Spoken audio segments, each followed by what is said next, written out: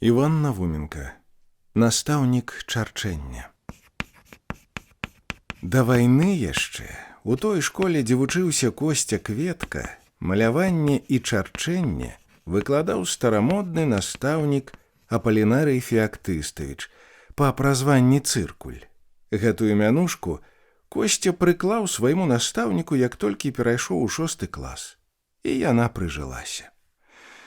Высокі, тонкі, у чорным яшчэ ад царскіх часоў сурдуце, Апалінарый Феактыставіч знешне на самай справе апраўдваў дадзенае яму празванне. Але менш за ўсё гэтага абцягнутага чорным сукном чалавека можна было назваць сухім і чэрствым. Ён быў старамодным, крыху напышлівым, але толькі не сухім.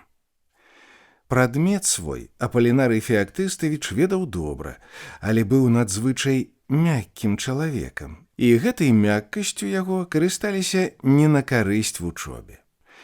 Вучні ведалі, што да рэвалюцыі іх настаўнік выкладаў у гімназіі латынь. І хоць цікавасці да латыні шасцікласнікі, вядома, не праяўлялі абсалютна ніякай, тым не меней на уроках Апалінарыя Феактыставіча часта гучала гэтая мёртвая, але прыгожая мова. Аматарам лацінскай мовы часцей за ўсё прыкідваўся Костя. Можа, яму падабалася ўзрушанасць старога настаўніка, які, хвалюючыся, вымаўляў незразумелыя звонкія словы. Магчыма, ім кіравала самае звычайнае самалюбства, але Костя часцей за другіх ішоў на свядомую правакацыю.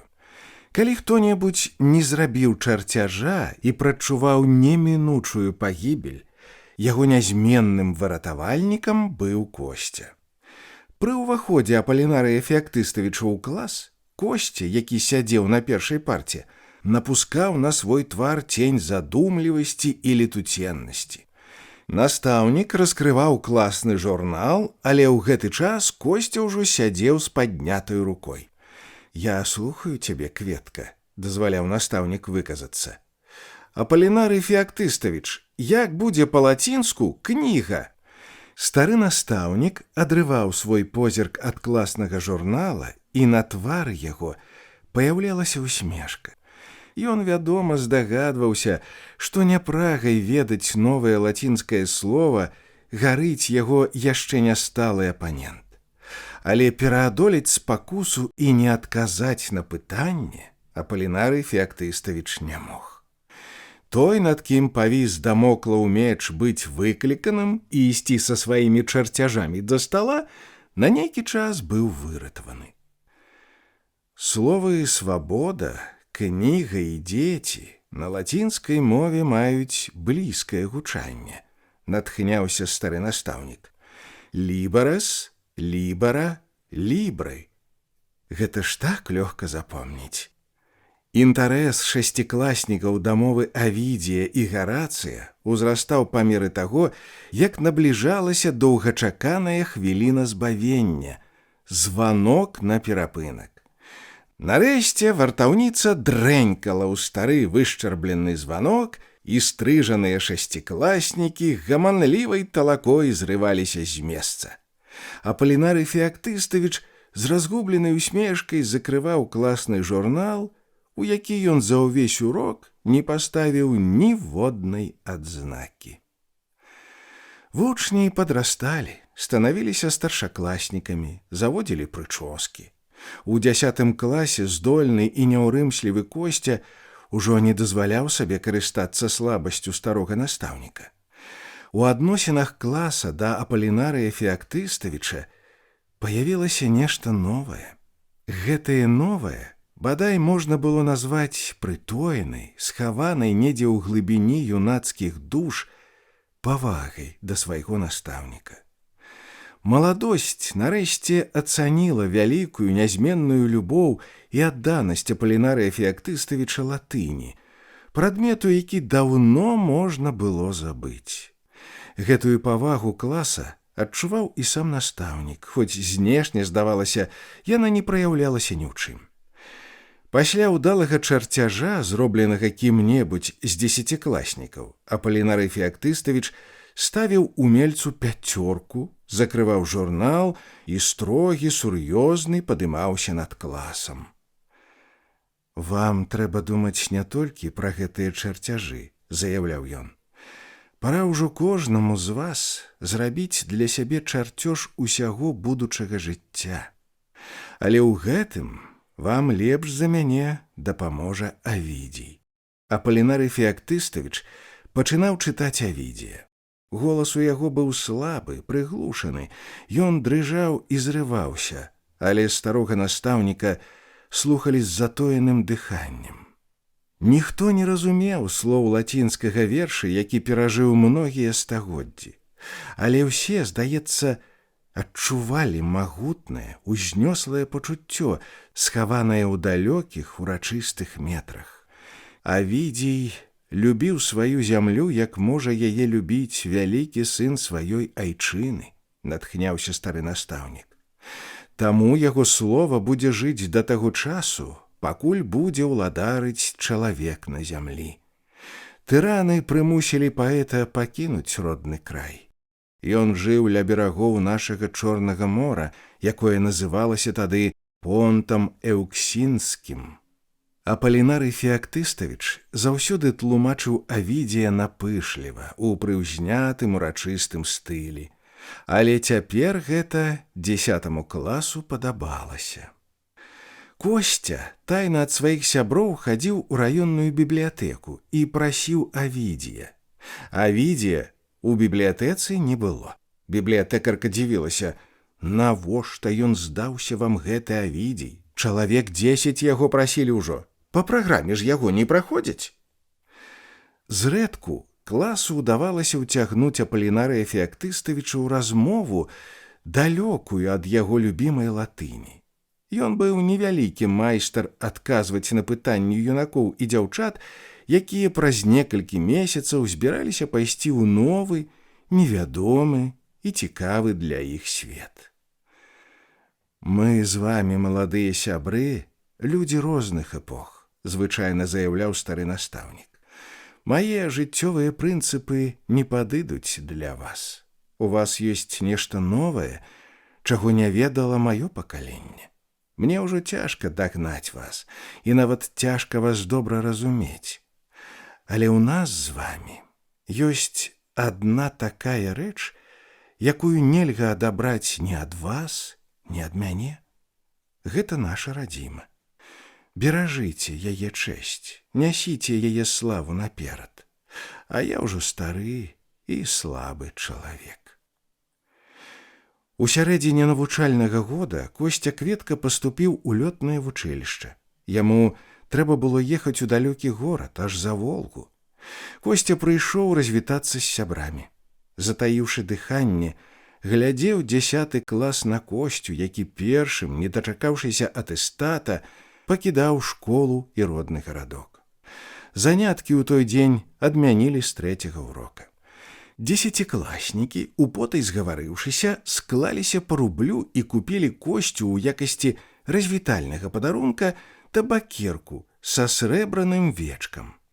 Усе ведалі, што Косця курыць яшчэ з 8 класа, і цяпер гэта нават перад вачыма настаўнікаў не было парушэннем правіл, бо Косця забраў ужо свае школьныя дакументы.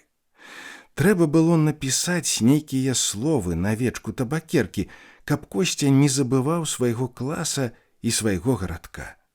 Гэтыя словы якраз і прыдумваў 10 клас, калі ў пакой увайшоў Апалінарый Феактыставіч.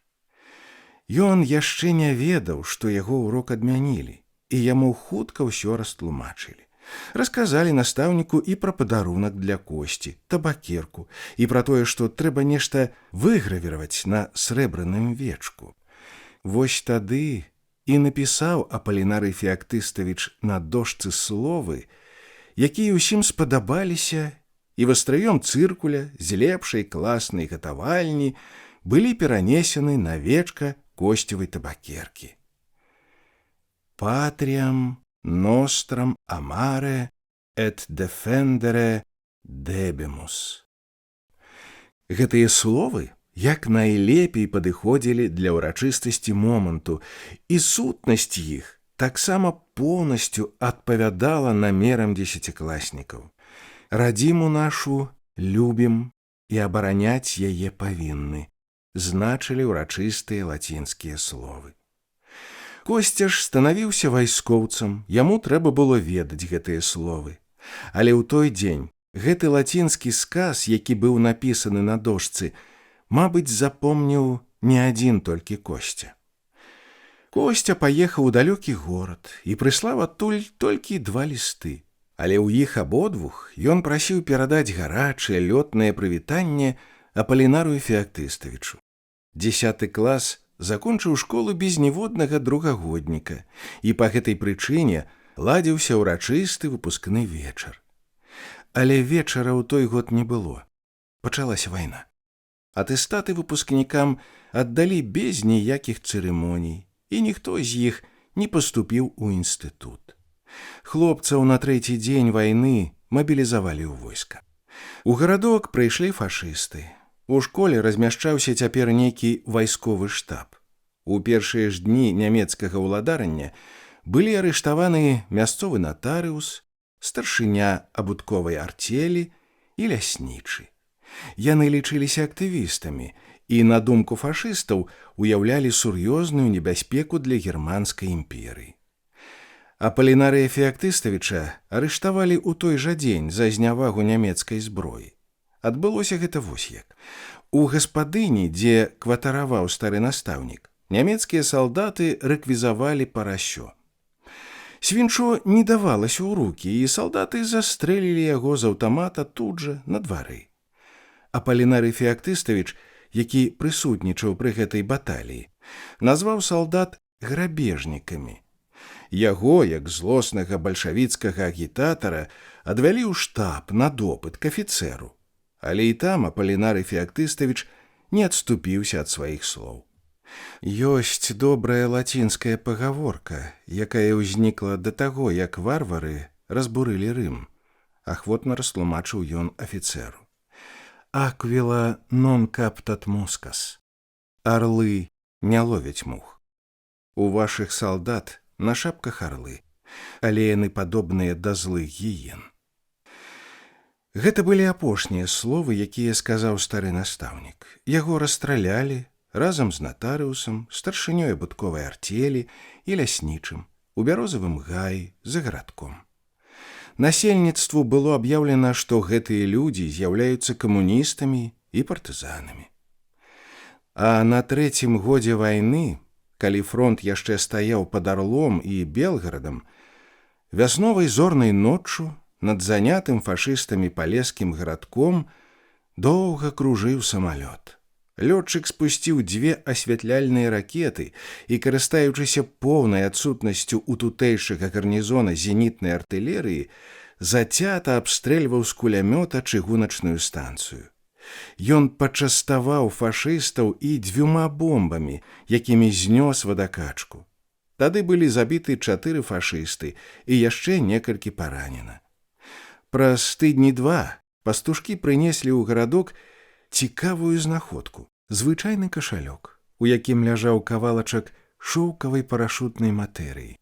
На матэрыі быў зроблены надпіс на чужой мове і стаяў подпіс «Косця». Дзяўчаты, якія закончылі 10-годку, прачыталі незразумелы надпіс. На шоўкавай матэрыі былі напісаны словы, якія некалі 10 клас выгравіраваў на вечку срэбранай табакеркі «Patriam nostram amare et defendere debemus». Да самага таго дня, пакуль з гарадка не прагналі немцаў, пад страшным сакрэтам з вусна ў вусны перадавалася навіна, што немцаў вясной бамбіў Косця Кветка. У 45-м годзе, калі ўжо ішлі баі за Берлін, Косця Кветка вярнуўся ў родны гарадок. У яго было 3 ордэны на гімнасцёрцы і пусты правы рукаў. Косця пацвердзіў, што гэта сапраўды ён бамбіў тады гарадок і скінуў свае вымпелы. За гэтую бамбёжку Косця атрымаў ад свайго начальства вымову Ён адхіліўся ад маршруту. Костя прывёз з сабой і табакерку, якую некалі ў складчыну падараваў яму 10 клас. Спачатку Костя працаваў фізруком у той жа школе, дзе выкладаў чарчэнне і маляванне Апалінарый Феактыставіч. Цяпер ён ужо завочна скончыў інстытут і выкладае фізіку. Расказваюць, што настаўнік з Косці атрымаўся добры, і вучні яго любяць.